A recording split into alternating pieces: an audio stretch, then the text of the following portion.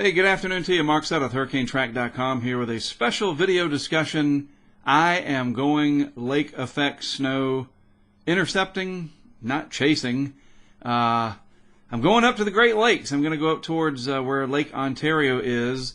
Finally, after all these years, I've heard about the great lake effect snow events of the past, and I'm going to be able to go up there.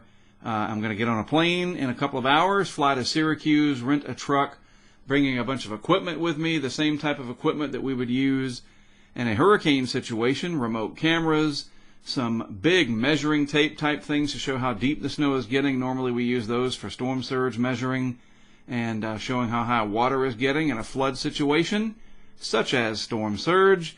I'll bring my temperature pressure sensor. The air pressure is going to get kind of low up there as the parent storm system that is causing this pinwheels through the region. So, before we get started, I want to talk a little bit about what lake effect snow is, why this is important, and some of the other relevant factors that make me interested in this.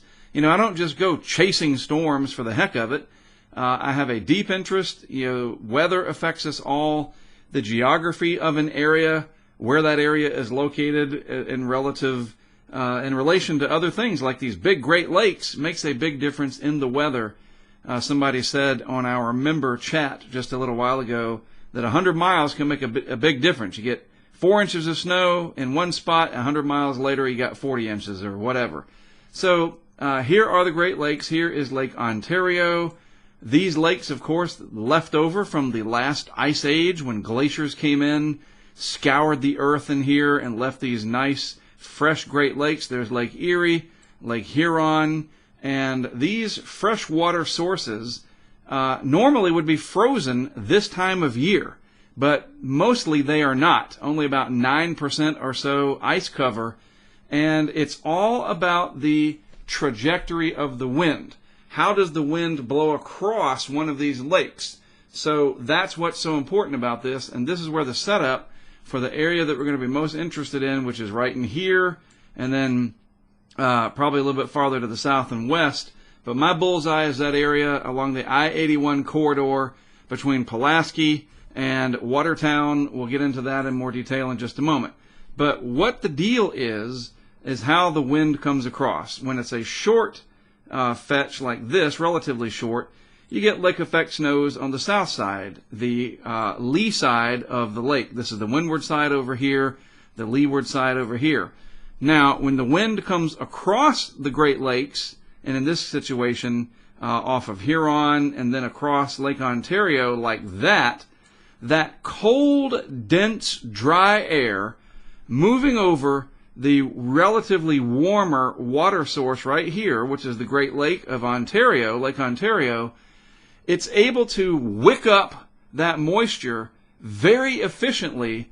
And because of other dynamics in the atmosphere coming through, it'll create these snow bands that, as I'm learning, will develop and drift from north to south this way and dump a tremendous amount of snow on the leeward side, in this case, over here on the east side of Lake Ontario, and points east from there. And it could be tremendous.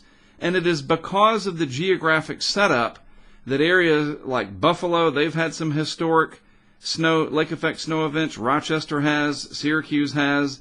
It just depends on how the wind flow is, what the storm situation is. Everything is different. It's very similar to a hurricane in terms of who gets what impacts. And in addition to the ridiculous amounts of snow, there is basically like a storm surge warning. That's not what it is. It's a lake flood warning for the leeward side of Lake Ontario, that the very strong wind coming across the lake is going to pile up the water on the east side here and create some problems with beach erosion, big waves, on top of the ridiculous blizzard conditions in the area. So it's all about the geography of the region, where cities are located in relation to these lakes, and this Tug Hill Plateau over here, I've learned, been reading about it and talking with some folks, learning more about it, is one of the snowiest places east of the Mississippi, because that fetch across the lake it really gets dumped and wrung out over here. Why? Orographic lifting. This area over here, the Tug Hill Plateau, a little bit higher in elevation. So as the wind comes across, it actually gets scooped up just a little bit right here. I wish I could show it to you in 3D, but it does. There's an elevation change through here, and it's just enough to lift that stream of air that's going to be coming across Lake Ontario and really wring it out across this area along what we call the Tug Hill Plateau, where we could see some places snow in excess of 4 to 5 feet with drifts where the wind blows it up against some still object, drifts maybe approaching 10 feet. It wouldn't surprise me at all. So as such, blizzard warnings in effect up here for a good part of upstate New York, and lake effect snow warnings, winter storm warnings, lakeshore flood warning. Wow, this is really going to be a high impact event in what has otherwise been a fairly benign winter for the East. Now, this is not going to affect the East Coast per se, not any of the big cities like New York or Boston or Philadelphia or D.C., because they are too far away from the Great Lakes. That trajectory is not enough. Sometimes they get flurries and leftover snow squalls, but it's that real close downwind leeward side of, in this case, Lake Ontario, that is going to cause a great deal of trouble.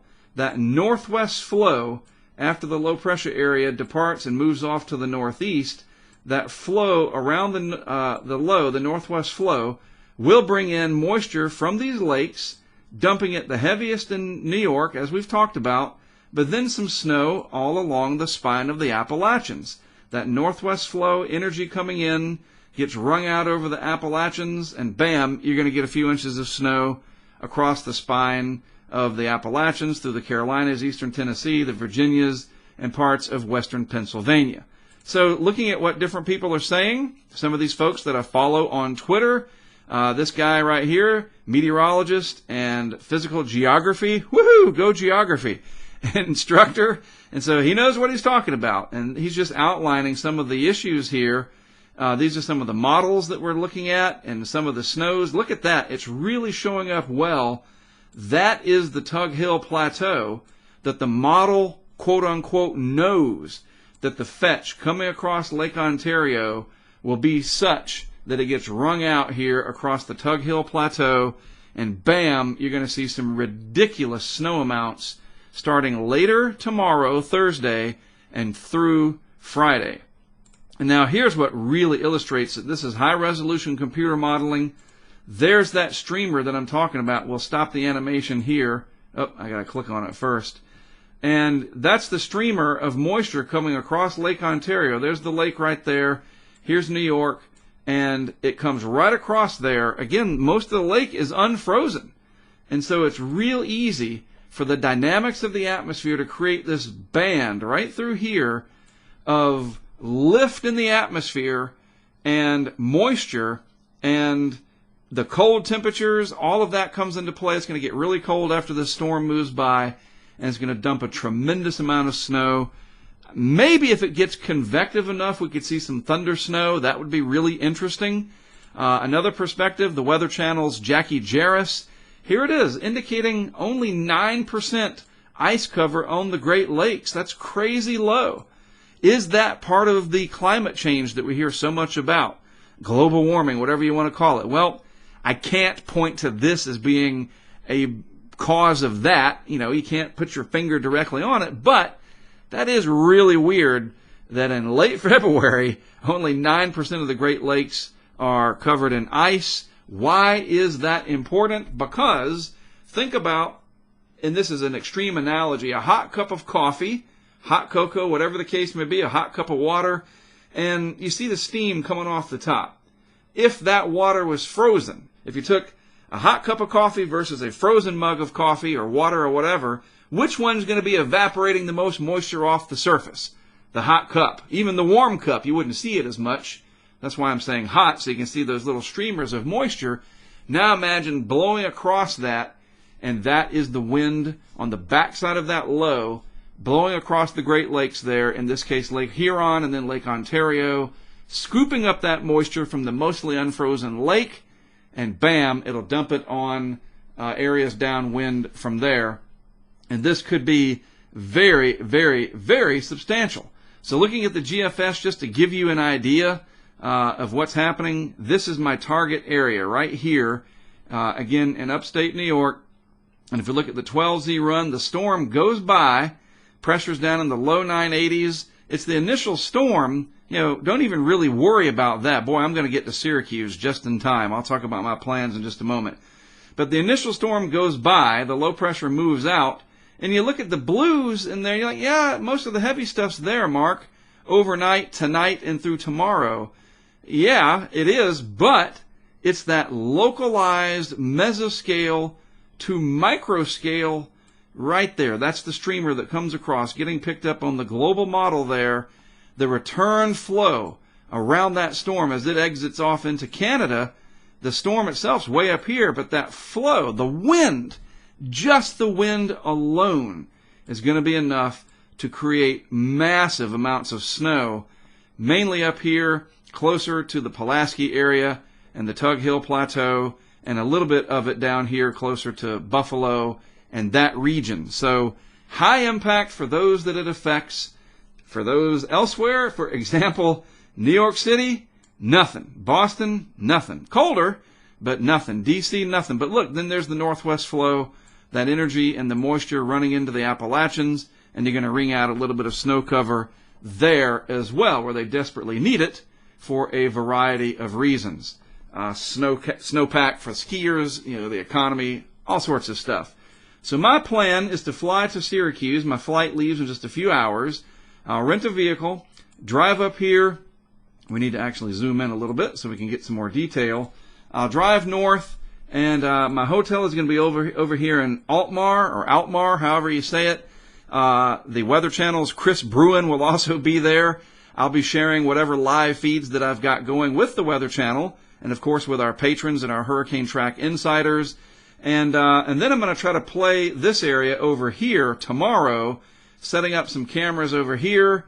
I'm only taking 2 live cams plus the vehicle cam. Airlining all that equipment's very difficult. So, I'm doing the best I can. But this is my target area right through here to cover the event with live cameras. I'm going to take a couple of GoPros to try to do time-lapse using the GoPro cameras, the same ones that we use in hurricanes. And then again, I should have brought one in here with me, but these big tape measure looking things. In fact, you know what? Let me just jump on Twitter here.